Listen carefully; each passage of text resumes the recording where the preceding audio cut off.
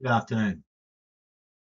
This presentation summarises my research project examining how catastrophic floods in 2022 and 2025 impacted Indigenous communities across Bundjalung country and how communities, particularly Cabbage Tree Island, demonstrated leadership and resilience despite systemic failures in mainstream disaster governance. I pay my respects to the Turrbal and Yagara people whose lands I'm speaking on today, from the Queensland Writers' Centre at the State Library complex on the banks of Maiwar, the Brisbane River. The 2022 floods were record-breaking, submerging Lismore and surrounding Richmond River catchment communities, with the Wilsons River peaking at 14.4 metres. Cabbage Tree Island was fully evacuated, and its predominant Indigenous residents later prohibited from returning, severing deep cultural and social ties.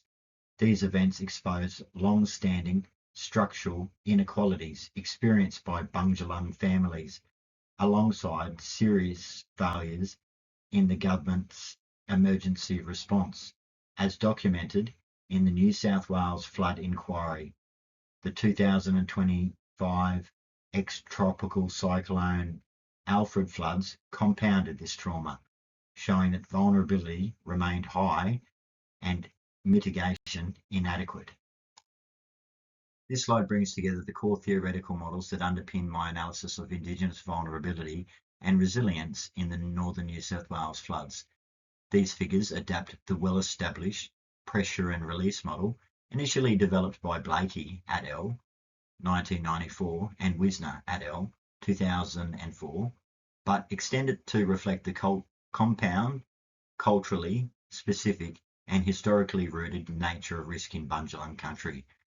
On the slide's left, the simplified progression model distills these relationships into clear pathway from root causes, pressures, unsafe conditions to disasters, reinforcing that floods become disasters only when social vulnerability has been manufactured over generations.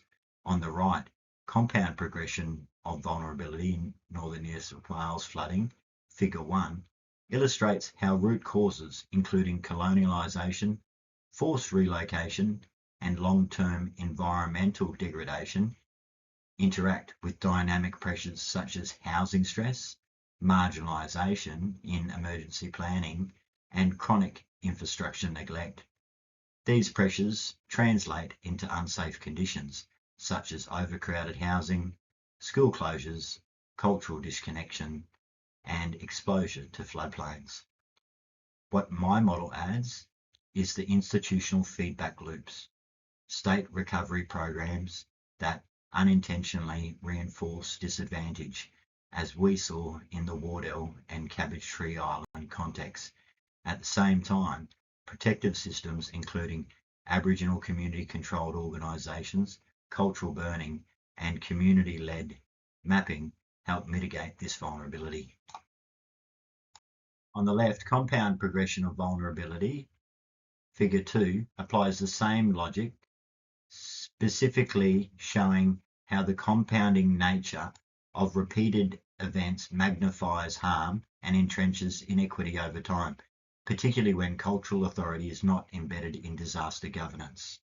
On the right, the flowchart situates these findings within the physical environment, showing that northern rivers flood disasters are not caused solely by rainfall. Instead, they stem from historical land use changes, river modification, disconnection from the floodplain, and chronic underinvestment in infrastructure.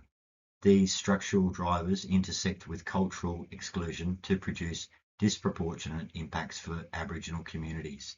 Together, these models demonstrate that Indigenous vulnerability in northern New South Wales is not natural. It is produced through intersecting historical, social, and governance failures. At the same time, they highlight the strength of Indigenous-led protective systems that continue to mitigate harm and support community resilience. This research is vitally important because disaster impacts on Indigenous communities are rarely examined through the lens of structural inequality. In New South Wales, Indigenous governance is mostly absent from formal disaster frameworks, and secondary risks, especially drowning, remain under-researched. My work responds directly to the Bundjalung Nation's flood inquiry submission and aims to decolonise disaster risk reduction by centring Indigenous governance, community leadership and lived experience. In doing so, it addresses a critical gap in Australia's current disaster research and practice. The research aims of this project reflect both academic and community priorities. Secondary risks, particularly drowning, are major, but under-recognised challenge in riverine Indigenous communities.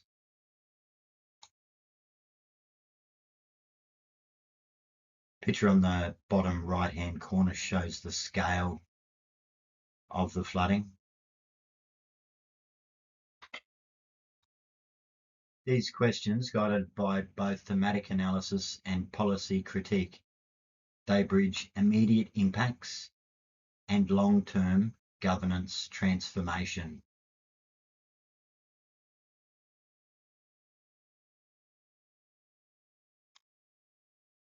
My design combines qualitative depth with policy and spatial analysis.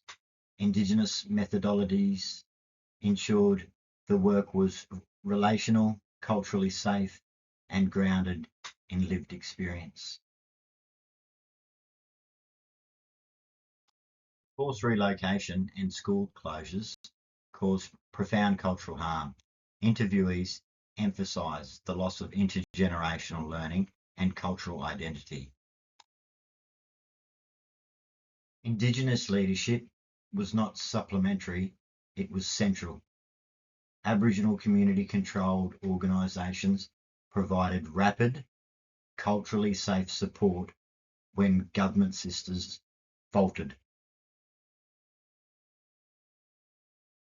This slide highlights how drowning emerged as a major secondary risk during the 2022 to 2025 floods. Water safety governance in New South Wales is fragmented, and the State Emergency and Rescue Management Act contains no requirement for Indigenous representation, resulting in poor coordination and exclusion from decision-making in Indigenous communities. Because of this gap, Indigenous organisations such as the Kurrimal and Jarlee Aboriginal Land Council, also the Tiniami, effectively become first responders, and community-led recovery consistently outperforms state systems.